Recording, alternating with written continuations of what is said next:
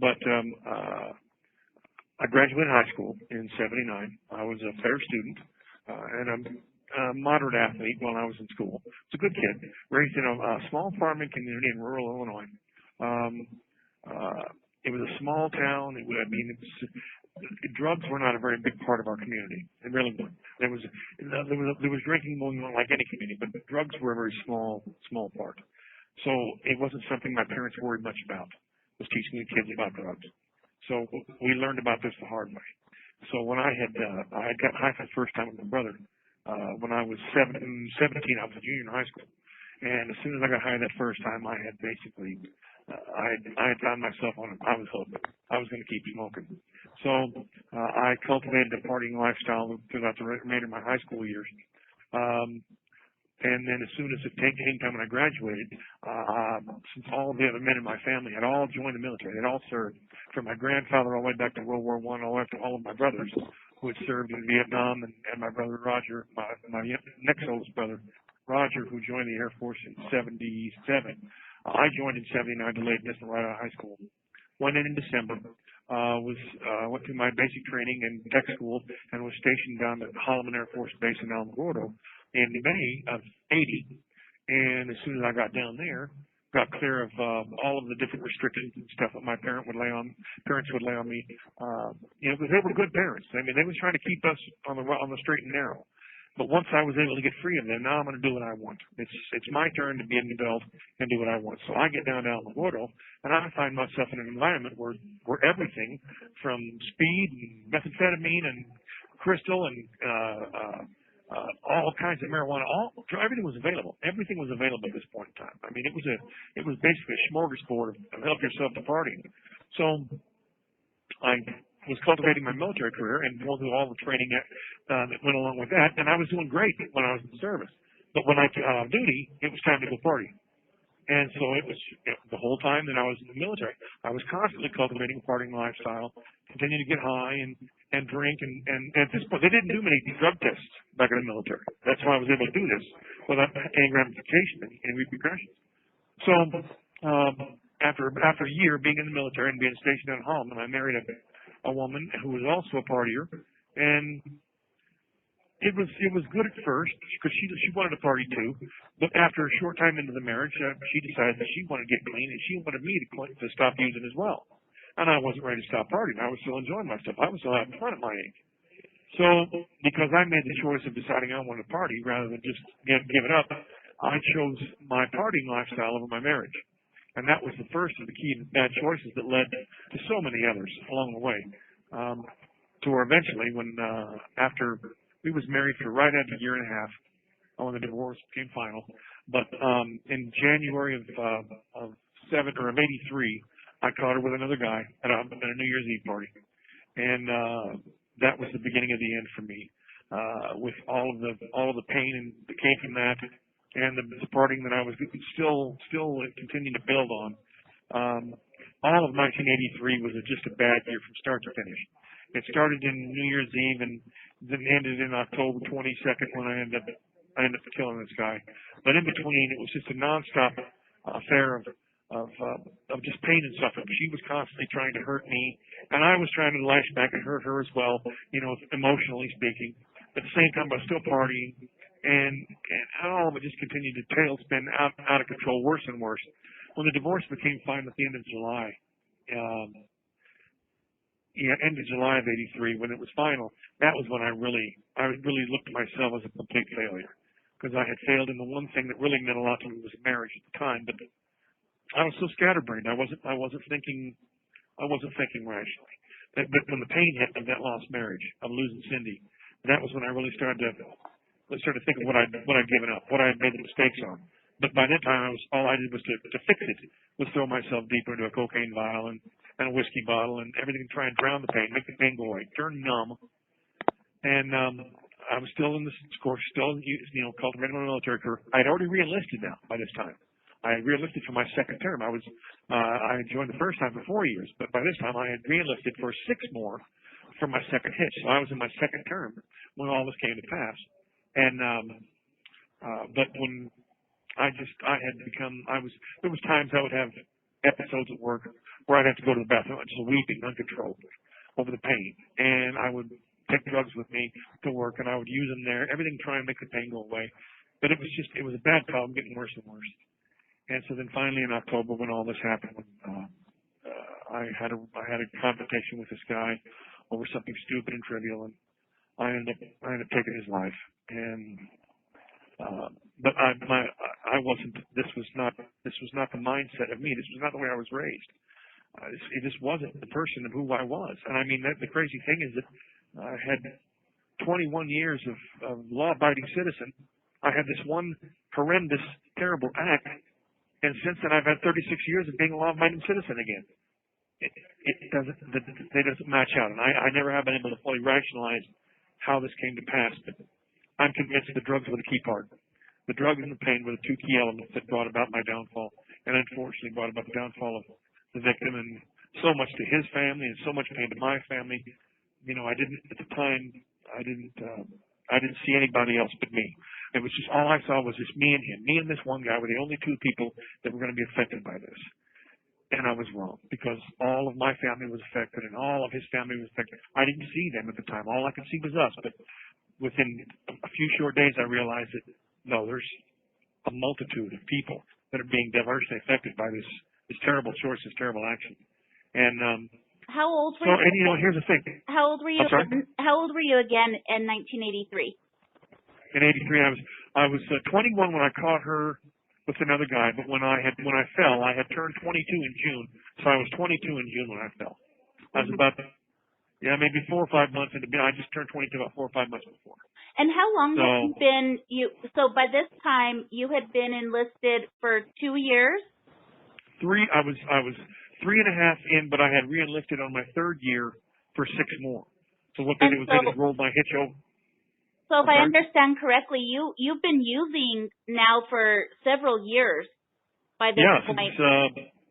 Since what you figure, since I was 17, about 5 years. Yeah, 17 so after 22. That'd be about 5 years into your addiction at just 22 years old. That is correct. That is correct. And so, like, now, knowing what we know now about substance abuse that we didn't know in the 80s, right? Right. Knowing that it's a medical condition, understanding the changes that it brings in people, how do you feel about how substance abuse impacted your being able to even function during the time that this crime occurred? Well, and that's a crazy thing. I mean, from a cognitive standpoint, I was still able to do my job because that's technical training, and it's like muscle memory. Once you've learned the steps and the techniques for doing your work, then I was still able to do that because that was all part of like muscle memory. But it was the emotional and the intellectual decision making. Those were the things that were diversely affected, where I couldn't rationalize and make good choices because I was anything that required an emotional response or intellectual response was addled by my substance abuse, my cocaine use, and my marijuana use. It was just more cocaine than anything else because I was constantly coked out. And I want to also, like, if you don't mind, because I think a lot of people who weren't alive maybe in 1983 or didn't understand the dynamics of what was happening in pop culture, in young people's lives in 1983, cocaine use was very frequent and available, and it was accepted. I remember stories in my own family of people who they used to have those little things on your belt that you could even just freely carry your little vial of cocaine in your belt, and people used it openly in nightclubs. Was the culture? Sure. Can you speak a little bit about the culture of cocaine use during that time and the stigma surrounding it compared to the stigma that surrounds it now? Well, keeping in mind this is all before the crack cocaine epidemic had come to pass. So back then it was just powder coke. It was just powdered coke. So you would buy your vials, or depending on how much you would purchase, but you would carry around your little vials, your little 1 ounce, your little 1 gram vials of cocaine, and you'd have your silver spoons hanging on a chain, or like you say, you'd have your little toolkit. I had a little toolkit, a little zipper kit that had a mirror and had a vial and had a spoon and a razor blade, and all of it was part of this little toolkit that I had bought at a head shop down in El Paso. And so I kept all of it right there, and I kept it in my pocket. But at the time, the culture was, they didn't, I mean, it was like you say, it was free reigning, to where you could do what you want. Nobody, there was so little drug testing. No one really came after you, because everybody was partying back then. It was very free. And so I carried this stuff with me all the time. And, of course, the people that I ran around with and hang around with, they were the same. They were just like it. So when we would buy or we would share, I would stop the party and cut up a line or two, and they'd be right there to share, and they would kick it to me. At the time, and here's the thing, at the time, when I had fell, I was living in a house in Alamogordo, and the guy that I was living with at the time, he gave me one of the rooms in his house. He was the main distributor for the entire Tularosa Basin. And this is the guy I was living with. So he was buying all his coke from Mexico down in El Paso and trucking it up, and then he had a sunken tub in his master bedroom, and so he would buy 2-3 keys of cocaine at a time, and I'd be in there helping him cut this up, and we're taking the rock crystals from the center of these keys, and we're saving this stuff. We're processing everything else for sale, but these crystals from the center, this is the stuff we was keeping. We was keeping the very best for ourselves, for our own use. And what he would do is he would front me cocaine to sell, knowing that at the price it was going at the time, I could sell, say, 3 grams and get a gram for free. But that wasn't working, because I was getting a quarter ounce of cocaine at the time, and I would snort it all. And ended up having to use my military check to pay him back for what he had fronted me before. But I mean, the way it was I could sell 3 and get a free one, but it never worked out that way, because my cocaine habit was bigger than my ability to sell. So it just continued to get worse and worse. And at that time, I mean, I don't think at that time people understood yet what cocaine addiction actually was, because it was almost like alcohol during that period. Right. People didn't yet recognize it as a medical condition, alcoholism. Sure. So tell me a little bit more about what they uncovered during your trial when you had your psychological evaluation. Okay, well, at the time when my attorney, he was a public defendant. I was his first murder trial. He'd only been practicing for a few months. So, but he was trying for an insanity plea, an insanity defense. And so he'd hired a doctor out of Albuquerque named Salazar. And Dr. Salazar come down and did a whole series of tests on me and reached a specific diagnosis. He said that his diagnosis was that at the time of the incident, I had suffered a reactive psychosis, a brief reactive psychosis. But at the same time, I was also suffering from personality complex and advanced substance abuse. All these things combined are what caused the reactive psychosis. And so he said, because of all of this, it was impossible for me to perform specific intent or to premeditate the crime. He said, it's impossible to do. He just couldn't do it. So when the DA heard this, he hired his own doctor, a state psychologist, to come in, and he ran the same barrage of tests and everything. Well, when he finished, he had the exact same diagnosis with one minor exception. He said that everything the same thing my doctor said, as far as the psychosis and the personality complex and the chronic substance abuse, all that was the same. He said, except I believe that the defendant, although he could not perform specific intent, still somewhere deep down in his mind, he was able to tell right from wrong. And that was the only difference between the two diagnoses between the two doctors. So the DA used that, and that was the only. Otherwise, their diagnosis was completely the same. But at the same time, it was an election year for him, and this was shortly after Hinckley and his attempt at Reagan, and so there was a lot of combining factors that, despite the diagnosis, and I really thought that because of this that I would come up with a lesser charge. And as it was, I think I sent you letters in the packet of the district attorney and my trial attorney mentioning that at the time, right before the jury had left, the DA came to my attorney and told him I should have pled this down to a second-degree charge. But by that time, they was releasing the jury to go deliberate, and it was too late for him to try and enter a plea at that point in time because the jury had already taken hold of the case. If he would have offered me the second degree, which he knew at the time I should have got, I would have been free of this sentence 25 years now. I would have filed my number back in '93. But as it was, the jury had taken it, and with instructions, very complex instructions, covering everything from first-degree murder all the way down to manslaughter, and everything. It was very, very convoluted. So when they came back with a guilty verdict. It was probably the simplest thing. And you know, although my attorney and I have nothing but respect for Bert, he did everything he could and really put up a good case. He really did. And here's the thing, I harbor no ill will towards anybody over all this, because it still comes back to the fact these were my choices. So, Linda, these were my choices. These weren't anybody else. No one else forced me to do any of this. This was all me. And so the consequences, the ramifications that come from those bad choices, including the fact of taking a man's life and getting sent to prison and being here 36 years, that's mine. That's nobody's heat but mine. I got faith death. And I don't, like I say, I look back, I don't harbor any ill will towards anyone, towards the people that testified or towards the DAs or anybody, because this was, as I said, I was in a bad state of mind. I really was. I was messed up.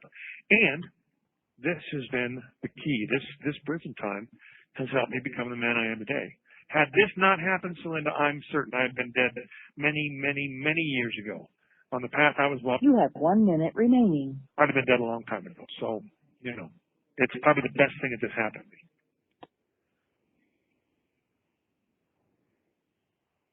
Can you hear me? Yes. So, I think in conclusion, if you can just summarize what it's meant for you to transform your life through your education and as a peer counselor, and I'll tell you what, it's been the best thing for me, because I have so much hope and so much hope for the future now through the changing of the mind, having a mind that's not addled with drugs, having the clarity to be able to choose correctly and to be able to rationalize your choices and see the good in what you're doing through education, through my job choices, through the things I've done in here. This is the man I should have been had the drugs not gotten away. And so now, through prison, I've become the man I should be. And now I'm looking for the opportunity to get out and live that life beyond the walls. But Your time is up. Make sure about the transformation in your life that has happened through education, mentorship, courses you've taken, people you've mentored. Okay. Sure. Well, I can start by saying that I've gotten 2 college degrees since I've been in prison, an Associate of Science degree in Computer Science, and a Bachelor of Arts in Science degree majoring in Theology and minoring in Business. I graduated with the bachelor's degree. I graduated summa cum laude, and that was just last year. I just got that degree. I spent 21 and a half years working for Prison Industries as their computer and data entry clerk for 5 or 6 different facility managers.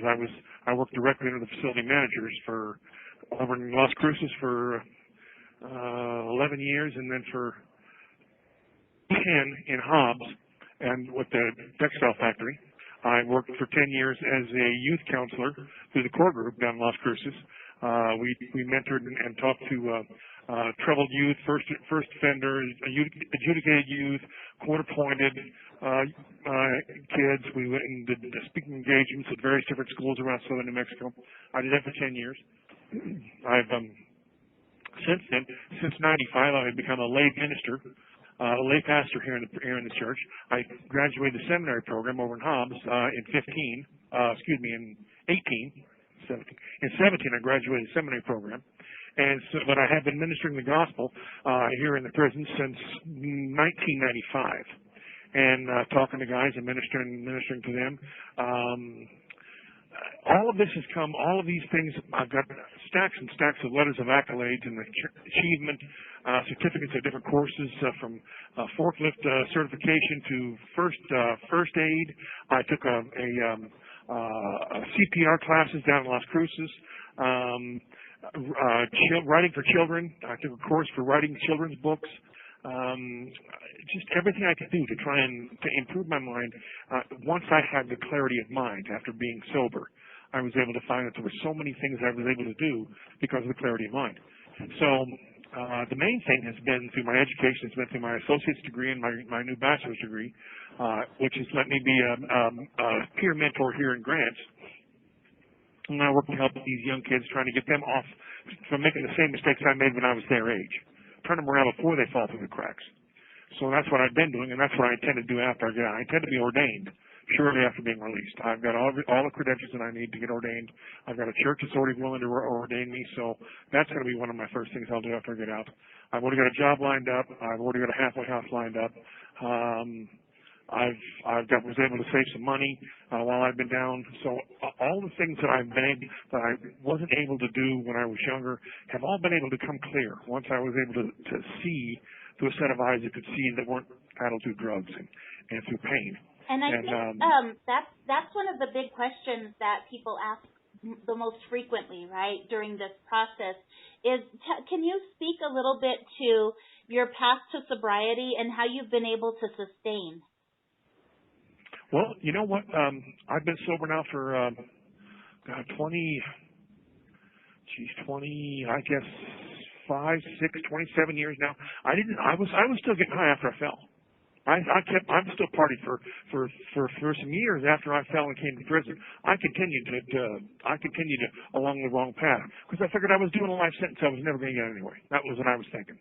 And so, but after I don't know, 4 or 5 years, it was so hard to try and manage both, to fight both. And I wanted to continue with my education. I was doing well. I was making grades. I was getting A's in school that I never got before because I was finally in a place where I could apply myself. And I found out that I could apply myself and get good grades. I was smart. I could do things. And so, but I couldn't do both. So I had to give up one of them. And now it was after I came to prison, I realized if I'd have made this choice when Cindy asked me to back in my early 20s, this probably could have been avoided. But as it was, it didn't happen until after I fell. But finally, I said, you know what, something's got to give. So I gave up the partying, I gave up the substance abuse, and it's been since then that I've had the clarity of mind that I've been able to help not just myself, but help so many others along the way by teaching them about sobriety, about living a clean lifestyle, and staying away from the drugs and the gangs and the problems, and they're all wrapped up, they're all associated. And there's a long list of guys that, and I'm not saying this to try and be a braggart, but there's a long list of guys that I've helped along the way to help them get sober and get clean and make a better life for themselves too. And that's what it's all about, paying it forward. And so it sounds like you have a solid plan for when you come home. And I know a lot of the things that many struggle with is the transition from so many years being behind the wall to coming out into a society that has transformed since you left. And what kind of a support system have you laid out, aside from the connections with the church that's going to welcome you? Well, do you have other community support? Yes. I have, of course, most of my family, the vast majority of them have passed during the last 36 while I've been down. I've lost my mom and my dad and a brother and a sister and all of my uncles and all but one of my aunts and all of my grandparents. All have died while I've been in prison. But I've still got 2 sisters that are very loving and very loyal. I have a cousin, my first cousin Cindy, who is very loving and very supportive. And so I still have a key element of family that are very supportive, very loving, that have got that are not just willing to back me, but to help me, to support me, to give me what I need. I've also got a brother of mine lives in Santa Fe. I did time with him back in the early 90s, and he's been out and been free and clean and owns 2 homes, now owns his own business, and is very successful. He's married, living up in Santa Fe, and he's been out for a long time. He's going to help me. I've got I actually have a good amount of people here in New Mexico that have come to know me through the corrections, that are willing to help and support. But the bulk of them is my family support. My brother Jeff up in Santa Fe. They're the key to my support system.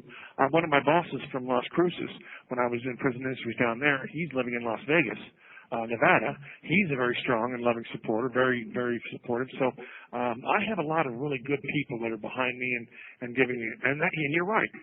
So the biggest problem I've seen with guys getting out of here is when they walk out and they have no place to go.